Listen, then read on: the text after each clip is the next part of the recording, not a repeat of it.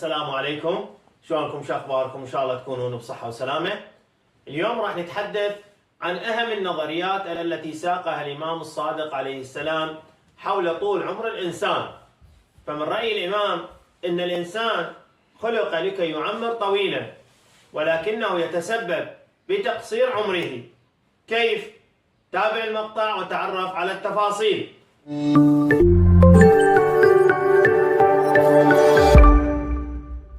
لو ان كل انسان اتقى ربه وادى الفرائض وكف عن المحرمات ولم يسرف في المأكل والمشرب، لو كل واحد من عندنا التزم بهذه الوصايا الأربعة لاستمتع بحياة أطول.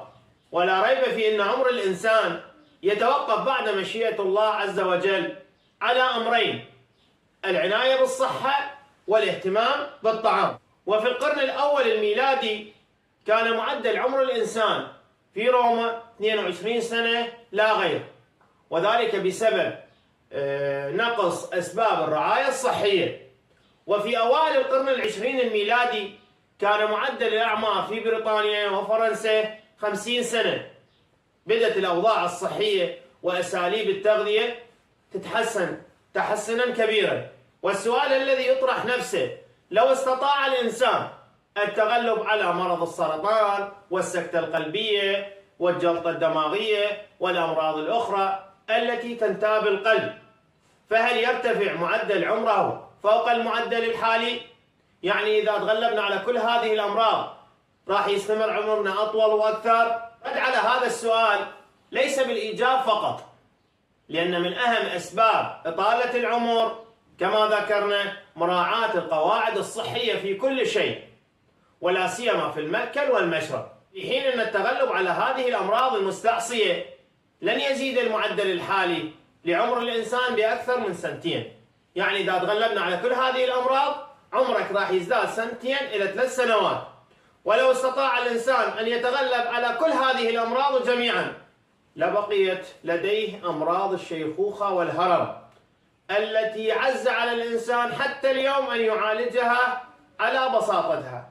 يعني ماكو مهرب من الشيخوخة والهرم، يأتيك بلا ثمن.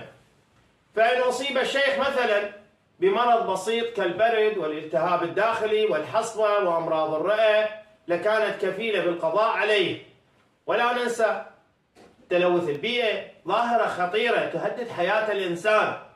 وقد قامت منظمة الصحة العالمية بدراسة أوضاع بعض المدن في أمريكا والمكسيك من حيث التلوث، وانتهت في تقريرها إلى أن التلوث في بعض هذه المدن يفسد الهواء.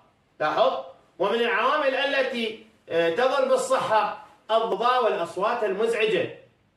وقد أثبت من الناحية العلمية بأن للأصوات المزعجة أو الضوضاء أثرا سيئا في سلامة الإنسان وهدوء أعصابه.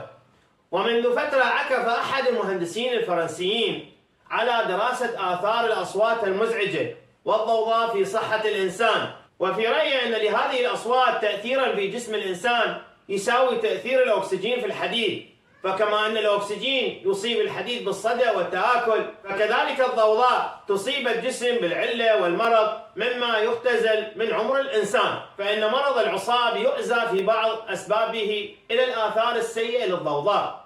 فمن خصائص الضوضاء أن تتلف الأعصاب وتسبب في انهيار عصبي أو جنون مفاجئ، حتى لمن رأيناه في بشاشة وجهه وهدوء أعصابه. يعني حتى المستقرين نفسيا الضوضاء تسبب لهم انهيار عصبي.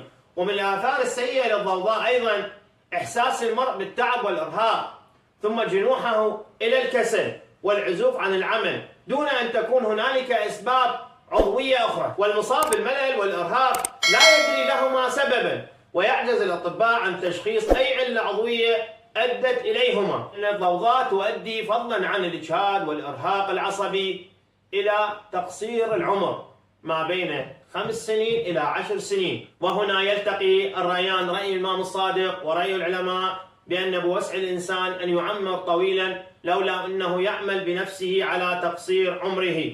ففي ظل الحياة الميكانيكية العصرية حلت المواد الصناعية محل المواد الغذائية الطبيعية، وأصبح الإنسان يتناول أطعمة مجهزة من مواد كيميائية ومركبة مما أضر بالصحة وأدى إلى تقصير العمر. لهذا أن رعاة البقر والفلاحين في أمريكا وغيرها كانوا في الماضي يعيشون على تناول الطعام الطازج كاللبن ومنتجاته واللحوم، آخذين هذه المواد الغذائية مباشرة من الماشية التي يرعونها، فاشتهروا بأعلى معدل العمر.